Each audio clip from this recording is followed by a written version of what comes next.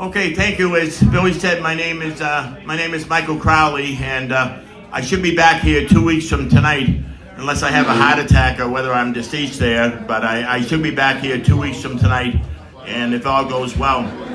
And what would happen if a whole bunch of owls took up residence in Arlington, Massachusetts? It would be known as Arlington, Massachusetts. Not too many people give a hoot about that joke. And I had a friend of mine who recently was thinking of buying a toupee for $1,000, but he thought it was too expensive, so instead he bought a one-pay for $500. So that's what you call a harebrained joke. Who is the sexiest male whale ever? Moby Dick. And after telling that joke, I should take an extended leave of absence. Who are the people who usually order 2 ice cream cones at the same time? Those who are always speaking out of both sides of their mouth. So that's the scoop of that one. I had a friend of mine, believe it or not, I have friends, but I had a friend of mine who was taking a pre-med course in anesthesiology, but he failed the course because he kept on falling asleep in class, just like you're on the verge of doing right now. I have a nephew who stopped dating a girl named Autumn because she refused to turn over a new leaf. What would happen if a dolphin opened up an ice cream establishment? It would be known as Flip and Dip. So you probably think I'm a dip for telling that joke, but I wanted to anyway. A guy goes into an Italian horse breeder and he says, I want a racehorse. And he looks at a horse and he says, I'd like to ride this horse. And the breeder says, he no looking good. He no looking good.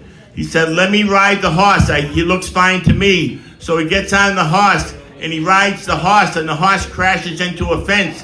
So the guy goes back with the horse and he sees the breeder and he says, what are you doing? Why are you trying to sell me this horse? He's blind as a bat. And the breeder looks at him and he says, I tell you, he no looking good. He no looking good. And that's how I'm in the same condition as that. Let's see. What would happen if Rudolph the Red-Nosed Reindeer had been born in Randolph, Massachusetts? He would have been known as Randolph the Red-Nosed Reindeer. And I got that joke from Santa Claus, so don't hoot too much about it. Did you hear about the guy with 5 penises? His pants fit him like a glove. An elderly lady in a sweater is driving slowly down 495 South, and a state trooper on a motorcycle approaches her along the side, and he says, pull over. And she says, no, officer, cardigan. So I'm not going to sweat that joke. And the monks in the 15th century were taught to look upon women as bags of bones. And one time, a man and his wife were having an argument, and the wife fled to her mother's house. And the man pursued her and saw a monk. And he said, did you see a woman pass this way? And the monk looked at him and he said, a man or a woman I cannot say. All I know is that a bag of bones passed this way. So don't get out of joint after listening to that one.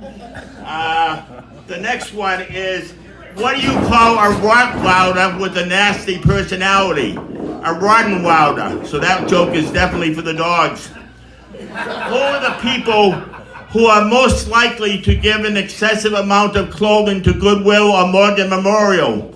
Those families who are about to join a nudist colony. Those are the bare facts we got in that one. Many Democrats feel that Donald Trump, if not impeached, should at least be implumbed. So you probably think I'm a fruitcake for telling that one, but so what? Oscar Wilde, a great English writer, one time said, marriage is grand, but divorce is 50 grand.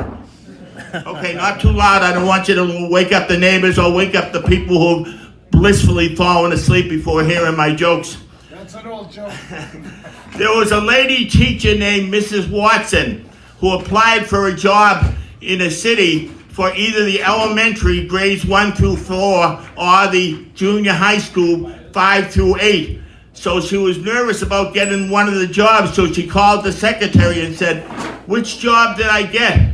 Was it 1 through 4 or 5 through 8? And she says, it's elementary, my dear Watson. Okay, I don't know where the deal came into that because I had venom for supper tonight, so it's just a carryover when I told that joke. Who are those who never wear wristwatches? Those who have obsessive thoughts and don't want to give them the time of the day. So don't get ticked off at that one. And let's see, not too loud now that your applause is deafening at this point. What would happen if someone found a dog as smart as Lassie, a male dog, and who spoke English? The answer would be the dog would be an excellent debater because they would always have a leg up on their opponent. So you can get PO'd at that one. And let's see. Recently, I dreamt I was a muffler and I woke up exhausted, just as you're exhausted after listening to the trash I'm giving you. One time, Beethoven's wife told Beethoven that she was going to divorce him. He started to cry. What did the wife say to him? Ha ha ha ha. Okay, and you're going to say that to me when I ask for applause. Attila the Hun had a brother who was a beekeeper. What was he known as? Attila the Honey. So don't go on the warpath after that one. What was President Abraham Lincoln called as an infant? Babe Lincoln. I used executive privilege when I told that one. One time I was sitting in the kindergarten class and the teacher next to a kindergarten student who was somewhat lazy, and the kindergarten teacher asked the class a question, and this kindergarten kid had his hand raised up, and she wouldn't call on him. So finally the kid looked at me and said, Mr. Crowley, would you raise your hand for me? So that's what you call a dependent student. And one evening, Ray Allen, a former great Celtic player, was at a bar in New York City and he met his future wife. The next day there was going to be an NBA draft. So that night he told his future wife, I'm going to be drafted. And she said, I didn't know that we were at war.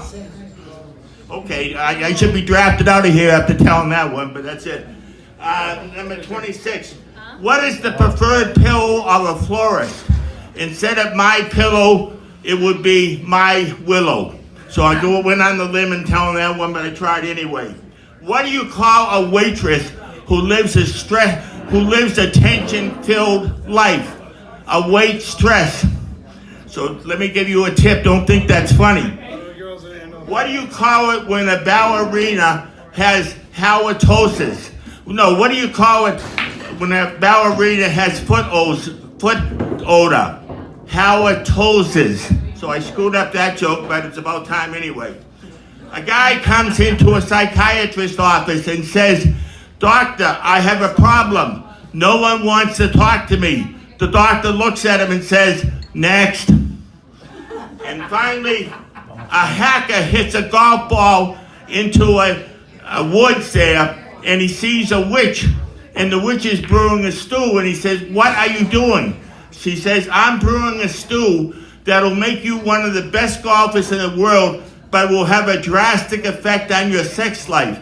So the guy says, well, I like sex, but I do want to be one of the best in the world, so give me some in the stew. He takes the stew, and the next year he starts winning tournaments, and he's number 5 in the world. So a year after he met the witch, he goes back to the same hole to celebrate, and he hits it in there, and he sees the witch. And the witch says, how you doing? How was your golf game? Just as you said, I'm number 5 in the world. And your sex life? And the golfer says, great. And the witch says, how many times in the last year have you had sex? 2 times. And the witch says, you call that great? And he looks at it and says, well, actually, that's not bad for a Catholic priest in Mississippi. And so I'll be back 2 weeks from tonight. On Mondays and Fridays at WCAP, if you want more punishment, I'm on at 6:20 a.m. with the Teddy Payne Show.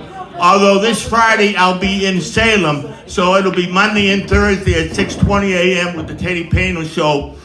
And 2 weeks from tonight, I'll be here, unfortunately for you, but fortunately for me and Billy. Well, thank you. And on YouTube, if you want more punishment, look on the Michael Crowley stand-up, although I should be sitting down because I would make less of a target for a future assassin. Thank you very much, and have a good evening.